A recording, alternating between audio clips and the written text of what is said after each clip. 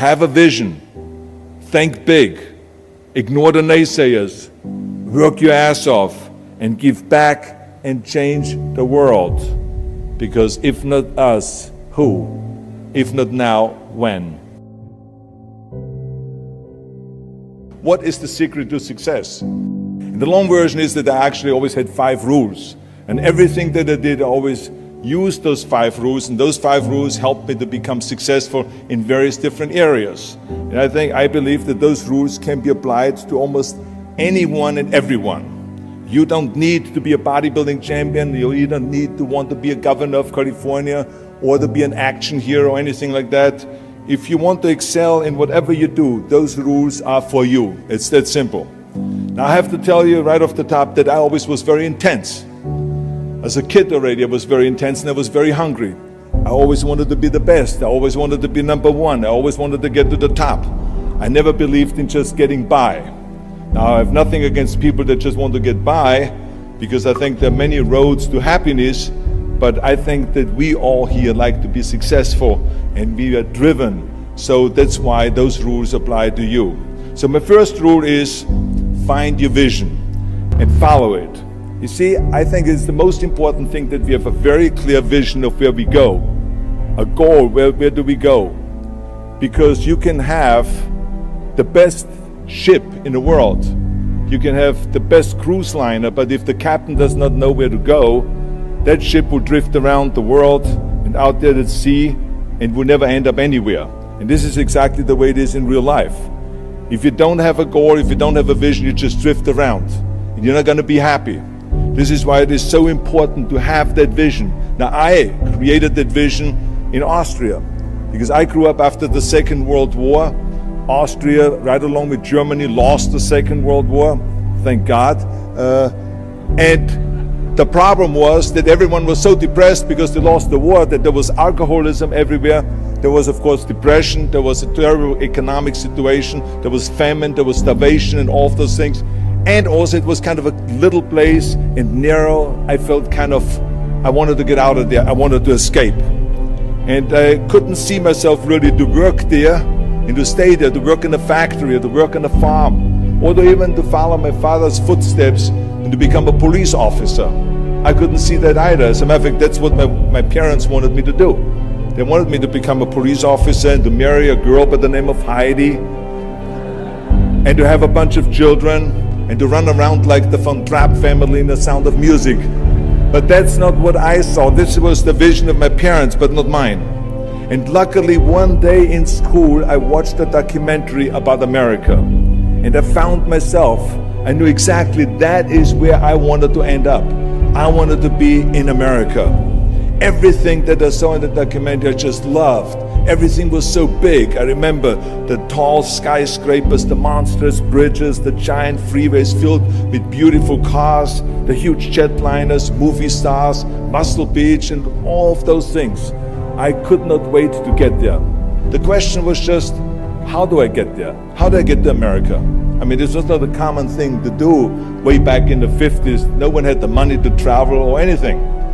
But one day I was fortunate enough to see a magazine. And that magazine showed me the path to America. And it was a bodybuilding magazine. And on the cover was this very muscular guy that was standing there like Hercules with a Hercules outfit. His name was Reg Park. This Reg Park was on that cover, and I remember the cover said, Mr. Universe becomes Hercules star.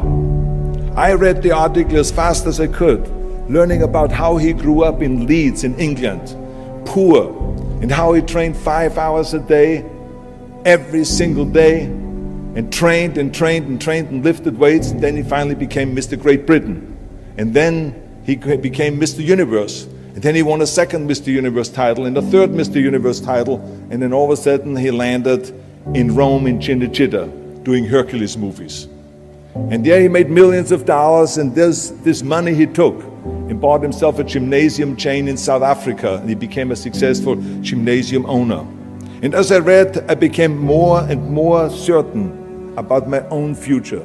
As I read this story, I was so excited, so interested. I knew exactly that I wanted to become another Reg Park. I know he laid out the blueprint for my life, basically. I could see myself, I could visualize myself clearly to be a champion on that same stage where he won the Mr. Universe, and then to move to America, then get into movies, and then become rich and famous. I had that vision very clearly laid out.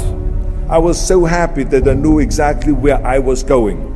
From that moment on, everything that I did, no matter how hard I had to work or how much I had to struggle, it didn't matter. It was a wonderful joyride because I knew what the purpose was and I found my passion. The simple truth is, if you don't have a vision, if you don't have a goal, if you don't see your future laid out in front of you, you're just floating around without a purpose. And I think that the numbers speak for themselves. This is why so many people around the world are unhappy with their jobs. I mean, in America, 74% of the people hate their job and would like to change jobs. But think about that. That means that only a quarter of the Americans love their life's work. I mean, that is a very depressing statistic. I always smiled when I worked, no matter how hard I worked. I always had a great time, no matter what I did. It didn't matter if it was in bodybuilding, or if it was in the movies, or if it was as governor. I remember in the pumping iron days, people ask me in the gym all the time, why are you smiling all the time? Why are you so happy? You have to lift 50 tons of weights. You have to train 5 hours a day. I mean, I look at the other bodybuilders' faces and lifters' faces, and they look kind of depressing. They look sour. They're miserable that they have to lift weights. You don't look miserable, you look happy. And I tell them always, I say, I smile because I know exactly that every rep that I do, that every set that I do, every weight that I lift, I get one step closer to turning that vision of mine into reality and becoming that Mr. Universe. I could not wait to lift another 500 pounds in the squats. I could not wait to do another 1,000 sit-ups. I could not wait to do bench press, more bench press and more curls until I couldn't move my arms anymore. Because I knew that every rep got me closer to standing on that stage as a champion. As a matter of fact, when I lifted weights, I didn't really feel like I was lifting weights. I felt like I was lifting a trophy over my head each time I lifted. And to have all those bodybuilders around me and thousands of people screaming. And I tell you that this vision didn't just help me in bodybuilding, it helped me with everything, like I said. I remember in the movie business, there was many times stunts that I had to do where I got hurt, where I was in pain, in agony, and had to do it over and over again. I remember one incident specifically on Conan the Barbarian. There I was crawling on all four, on rocks, over rocks and gravel, holding my sword right in front of me. And as I was crawling, the camera followed me, and it was around 30 feet that I crawled on those rocks and this gravel. And eventually, after 10 takes, my elbows and my knees started bleeding and hurting. And the director came to me sheepishly and said to me, he says, do you mind if we do another take? I need a close-up of you. And I said to him, no, I don't mind at all. I said, go and do as many takes as you want. He says, no, I don't want to do that because I know you're in pain, you're bleeding. I said, no, I don't feel any pain. I said, the only thing I see is the finished scene. I see the finished scene of me crawling on all four with my sword in the front, crawling up and sneaking up behind Thulsa Doom, the main villain of the Conan movie that killed my parents, and rising up behind him and cutting his head off. That's what I see. Remember, crush your enemies, see them driven before you, and hear the lamentation of their women. So this is why, because I visualized that scene, this is why I did not feel that pain. I did not care if I was bleeding on my knees, because I know that pain is temporary, but the film is permanent. And I explained that to the director, so this is why I try to tell you, always discover your vision, and the rest will follow. Now my second rule is never ever think small. If you're going to accomplish anything, you have to think big. You have to go and shoot for the stars. The biggest challenge most people have is because they think small. And the reason why people think small and why they choose small little goals is because they're afraid to fail. They know that if you shoot for a big goal, then the chances of failing are very high. And they're afraid of failing. It's one of the most common things why people are frozen and why they can't make a move in life, because they're scared of failing. I say to myself, hey, I'm not worried about failing because that's part of life. You're not going to go and win everything. And how far can you fall? Look at this. This is the ground. That's as far as I can fall. And you know something? That the only time you really consider the failure is if you fall and you don't get up. But if you get up, you never consider the failure. So I never considered myself a failure. I always considered myself a winner, even though I fell every so often. But I always got up and I always moved forward. This is the important thing. I never had any patience, of course, for thinking small, because in German we have a saying, wenn schon, denn schon. And that means that if you do something, then go all out and do it well. And this was not just the case in bodybuilding. I didn't just want to be a bodybuilding champion. I wanted to be the greatest bodybuilder of all times. I wanted to have the most muscle, the most muscle of all times, the most definition. I wanted to win the most trophies, the most world championship titles. I just wanted to be the best. And the same is also in movies. I didn't just think about being in movies. No, I wanted to be a movie star. I wanted to have above the title billing. I wanted to become the highest paid entertainer. I basically wanted to be another John Wayne. What's wrong with that? And then the same is in politics. I didn't just want to go and be in politics and enter a race for city council. I mean, let's be honest, does that sound right, Schwarzenegger? City council? No, come on. Not even Schwarzenegger and mayor, no. It had to be Schwarzenegger running for governor, but not just any governor, but governor of the greatest state in the United States, of California. That was the important thing. I'll give you an example of thinking big. When I became governor, I wanted to rebuild California's ancient infrastructure. You see, America has been living off infrastructure that was built in the 50s and 60s, and it drives me absolutely insane that America hasn't started rebuilding that infrastructure. I mean, we haven't invested in new roads or in new transit, or in schools, or in energy, or anything like that for decades. The number of cars that we have now in America are 4 times as many as we had in the 60s. So therefore, we should be having 4 times as many freeways, 4 times as many tunnels, 4 times as many bridges and all this. But we don't. So this is why I wanted to get our act together and do the upgrading, least in California. So when I talk about infrastructure, I didn't really want to just fix roads and fix and close some holes on the roads. I wanted to build massive freeways on top of freeways. I wanted to build the first high-speed rail in the United States.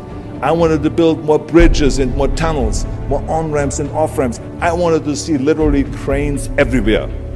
Well, there was no excuse for Californians to get stuck in traffic, and there was no excuse really to send your kids in overcrowded classrooms in schools, and there was also no excuse that Los Angeles has a 100-year-old sewage system. That's shitty, I think. First, of course, some of the legislators looked at me like I was absolutely insane when I told them this vision. They were willing to spend maybe $5 billion, which of course is petty cash in compared to what my vision was. But so some politicians, of course, had a hard time to see the big picture because they didn't really ever travel outside California. So they haven't really seen big infrastructure. They haven't really seen big infrastructure all over the United States, or maybe in Asia, in China, or in Korea, or in Brazil, or in European countries, or here in Australia maybe.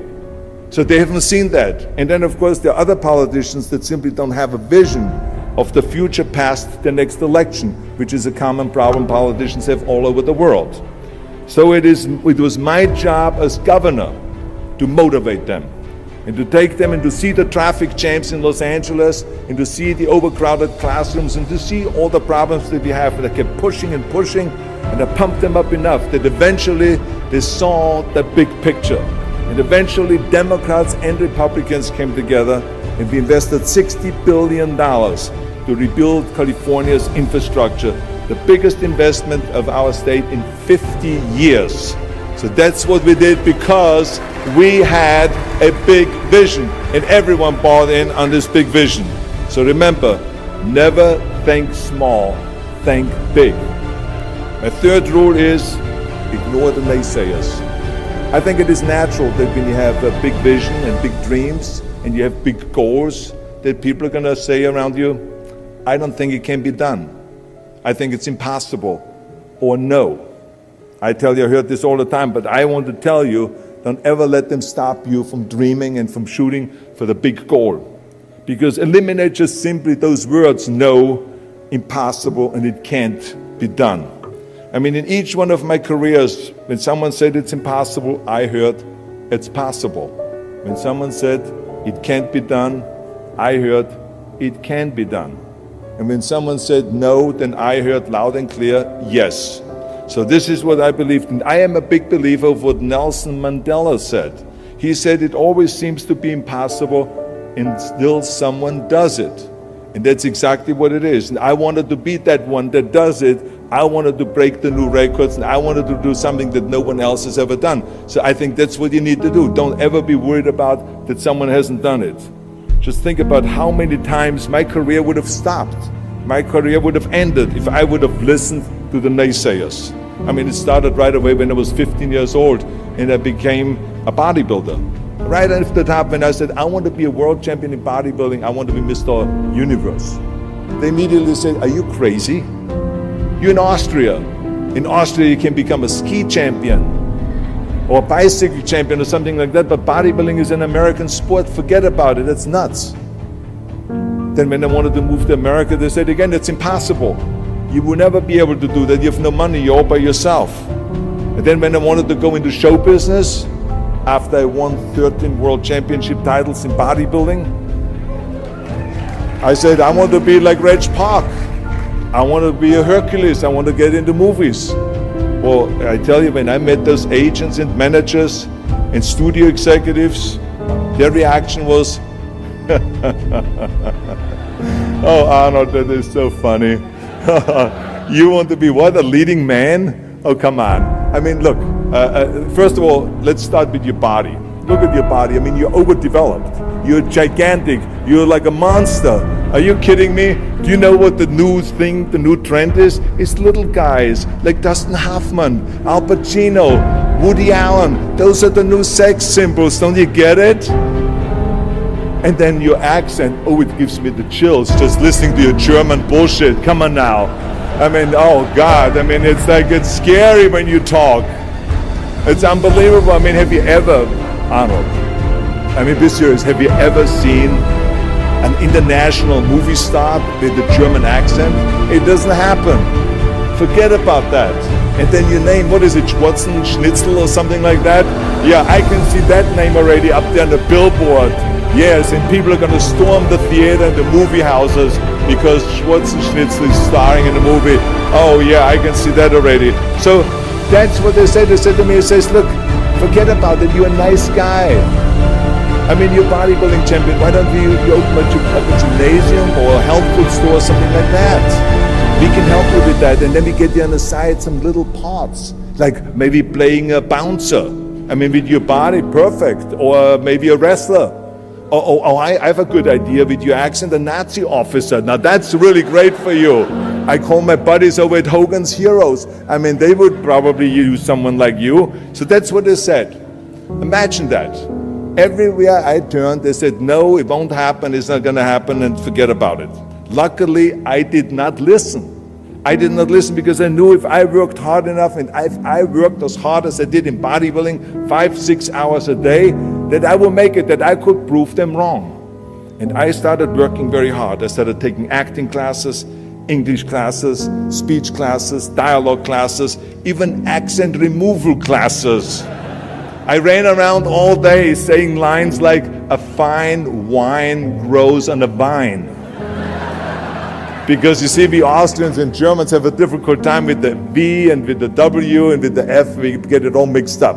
So it was a fine wine grows on a vine, or the sink is made out of zinc. And all those kind of lines. I said, oh, and you know something? All of a sudden, I got a little break. In the early 70s, I remember All of a sudden, I got a TV show, a little part, then another little part. And then all of a sudden, I got a phone call from Lucille Ball to be in her special happy anniversary and goodbye, which was with Art Carney.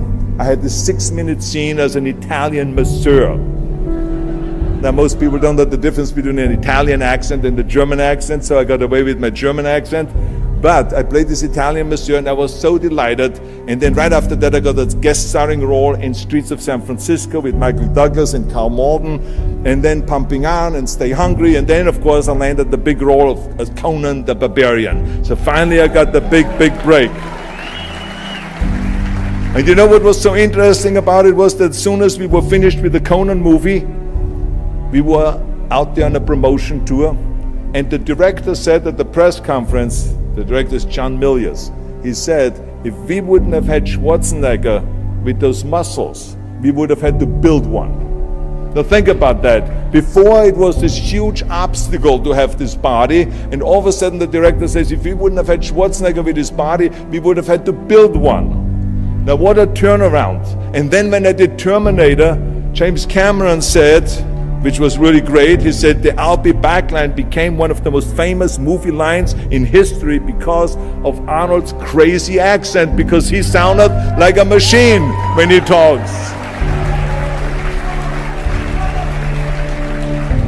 So as you see, everything that the naysayers said was a liability became an asset.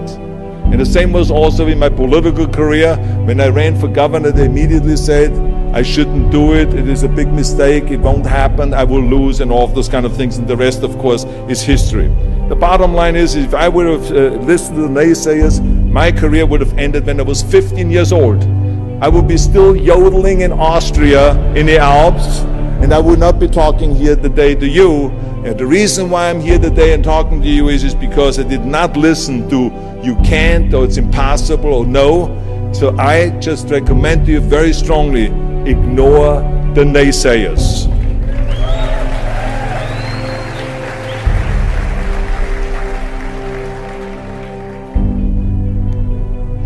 My fourth rule is work your ass off. Nobody ever stumbled upon success by accident, except maybe the guy who found gold in California. But don't ever think that you can be that guy. I mean, you never want to fail because you didn't work hard enough. I always believed no stone unturned. Work your butt off. That's what I always believed. No matter what you do, work. I remember Muhammad Ali, one of my great heroes, had a great line in the 70s when he was asked, how many sit-ups do you do? He said, I don't know, because I start counting only when it starts burning. When it starts burning, that's when it starts counting. You see, that's what makes you a champion. It doesn't matter in what area you're in. No pain, no gain. The bottom line is, one of my rules, which is work your butt off. If you don't apply that rule, all the other rules won't mean anything. I mean, it drives me absolutely nuts when people say, I don't have time to work out. Haven't you heard that many times? I don't have time to work out, or I have worked so hard all day, I'm tired, I cannot work out anymore, or I cannot read another book, or I cannot improve myself, or I don't have time, or I work so hard that I cannot really improve my business, or I cannot grow as a person, or any of those things. What the hell are we talking about here? I mean, the day is 24 hours, you sleep 6 hours, so you have 18 hours left. I mean, I know there's some of you out there that say, well, wait a minute, I sleep actually 8 hours, but that's just sleep faster, okay? You don't, I mean, let's not get bogged down with this stuff here. Listen, when I came to the United States, I remember that I trained 5 hours a day, every day, and I was managing a construction business, and I was a bricklayer, and I went to college also, and I took acting classes from 8 o'clock at night to 12 o'clock midnight. All of that in one day. Every day I did that. I did not worry about it. I knew that I had 24 hours and I didn't want to waste one single hour. Because I believe of what Ted Turner said, who is one of the great entrepreneurs who started CNN and so on. He said, early to bed, early to rise. Work like hell and advertise. So that's what I believe.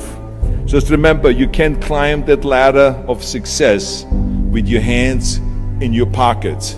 You must work your ass off. It's that simple. And my fifth and last rule is, don't just take, give something back. Leave your mark on the world. I believe that we all have an obligation to do something for our community, something for our state, something for our country. We must serve a cause that is greater than ourselves, because we all know that in the end we will be judged not by how much we made, but by how much we give. Ever since America greeted me with open arms, I've had this sense of responsibility, and I felt obligated to give something back to America. Because I know that everything that I have accomplished is because of America. If it's my bodybuilding career, if it is my show business career, my political career, the money that I've made, my great family that I have, all of this is because of America. But I have to recognize the fact that America did not become the land of opportunity in this great country by itself. No, in history, people worked tirelessly in America. People fought and people died to make it the land of freedom and opportunity and the land of liberty. So now it is our responsibility, if we want to keep it the #1 country in the world, to work for that and to give something back to that country. And it doesn't matter if you're in America, or if you're in Australia, or if you're in China, or if you're in Japan, or in Italy. It is the same thing. You all have to give something back to your country, no matter where you're from. Now, I love the words of my father-in-law, Sergeant Schreiber, who started the Peace Corps, the Job Corps, legal aid to the poor during the Kennedy and during the Johnson administration. He was the #1 public servant, and he always inspired me to become a public servant. He was one of my heroes. He said at Yale University at a commencement speech, he said to the students, tear down that mirror. Tear down that mirror that makes you always look at yourself. And you will be able to look beyond that mirror, and you will see the millions and millions of people that need your help. And I saw those millions and millions of people. And this is why I tried to take every opportunity that I could to give something back. I started training Special Olympians, people that were intellectually handicapped, to help them with weightlifting and powerlifting. I became the international powerlifting coach and the torchbearer for Special Olympics. Then later on, I joined the Simon Wiesenthal Center to fight prejudice, so we don't have the things happening again as we had during the Second World War, during the Nazi Reich. And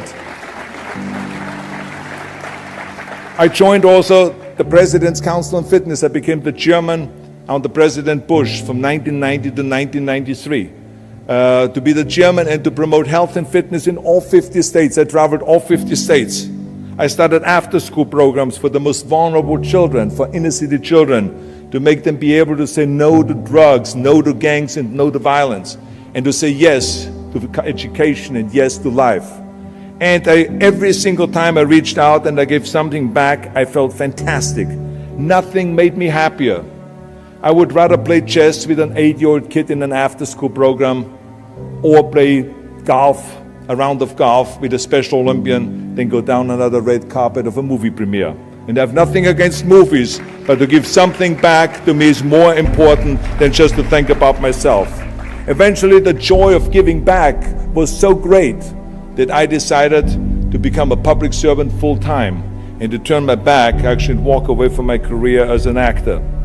After I finished promoting Terminator 3, I jumped into the race, into the governor's race in California, and I ran for governor. And even though my friends advised me not to do that, they said, "Are you crazy, Arnold? Don't you understand that you would lose now this $20, $30 million a movie that you're getting paid? And they will only pay you $178,000 as governor a year?" Well, I didn't care, because I knew that all the money that I've made and to be in that position in the first place to make this money is because of America. It was time to give something back. So I became governor, and I didn't even take the $178,000. I gave it back to the taxpayers because it was petty cash. It's the last thing I needed. And I can tell you that those 7 years were the most exciting and the most rewarding and the most gratifying years of my life. To work all day long, to solve problems and to serve the people was absolutely heaven. It was the best job I've ever had. But I also knew that eventually it's going to come to an end. And after 2 terms, it did come to an end. But when it came to an end, the one thing that didn't come to an end and was not finished was my desire to be a public servant and to serve the people. And this is why I continued to work for Special Olympics. That's why I continued to work on fighting my fitness crusade and traveling around the world to promote health and fitness. And this is why I continue to support after-school programs, and we even started the Schwarzenegger Institute at the University of Southern California to continue to inspire students and leaders around the world to find solutions to complicated issues and to give back and to make the world a better place. So thank you. But I tell you that I was very fortunate that I had great heroes. I had great heroes that I could look up to, and I mentioned 2 of them, Muhammad Ali and Sergeant Shriver, my father-in-law. But there's other great heroes like Gorbachev, Reagan, Mandela, great leaders like Mother Teresa, Chancellor Kohl, and Churchill, and the list goes on and on. I mean, those people had such an impact on the world. Single-handedly, they've changed the world. I mean, if you think about just Gorbachev, I mean, this man, every time I meet him, I'm in awe. I mean, he grew up under communism, and he rose from the bottom of the ranks straight up to the top. He became president of the Soviet Union, one of the most powerful people in the world. And he was the leader of the Communist Party. And when he was in the top position, he realized that the system was broken. Now, what do you do when you're the top leader of the Communist Party and you realize that the system, that communism doesn't work? Well, you know what he did? He dismantled communism. Think about the courage that takes. I mean, the guts that it takes to do that. Think about that Gorbachev completely transformed his country with glasnost to give his people for the first time freedom. And then through perestroika, by reforming Russia's economy. He didn't wait for the next president. He didn't complain. He simply said, if not me, who? And if not now, when? So I feel very strongly all of us need to have and embrace that kind of a spirit. We all can create change, whether it is in our neighborhood or in our local schools or in our country. It can be big, but it can also be as little as just going to a school kid that has problems reading and teaching that kids how to read or how to do math. We don't have to just work on me. We should also work on we. Not just me, but also we. Remember that. To lead a truly full life, you must give back. You must leave the world a better place than you found it. Because the bottom line is, it is up to us. I mean, those rules that I've given you are important rules, but giving back is one of the most important rules. I guarantee you that if you follow all of those rules, you will have many victories to celebrate. And you will leave, your work, and you will have extraordinary kind of a record, and you will leave a legacy behind that you can be proud of. So I want you to remember those rules. Have a vision. Think big. Ignore the naysayers. Work your ass off and give back and change the world. Because if not us, who? If not now, when?